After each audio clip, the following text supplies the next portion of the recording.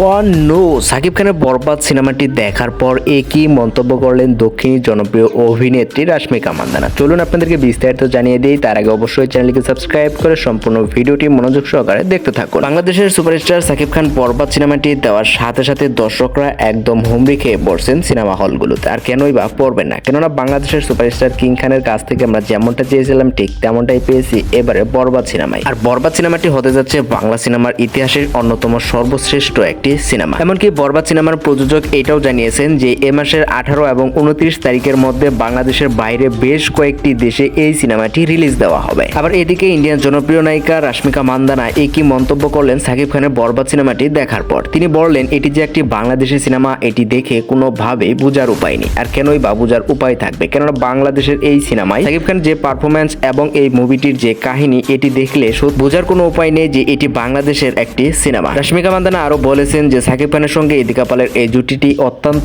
সুন্দর লেগেছে। এছাড়া এই সিনেমাটির জন্য তিনি জানিয়েছেন শুভকামনা। এছাড়া এটাও বলেছেন যে সাকিব খানের জন্য শুভকামনা রইল, তিনি যেন প্রতি বছর এবং তার প্রতিটি সিনেমাতে এইভাবে দর্শকদের আগ্রহী করে তুলতে পারে। প্রিয় ভিউয়ার্স, বরবাদ সম্পর্কে আপনার কোনো মন্তব্য থাকলে অবশ্যই কমেন্ট করে আমাদেরকে জানাতে পারেন এবং নিত্য নতুন সকল আপডেট ভিডিও সবার আগে দেখতে এবং জানতে অবশ্যই আমাদের এই চ্যানেলকে সাবস্ক্রাইব করে আমাদের সাথে থাকুন।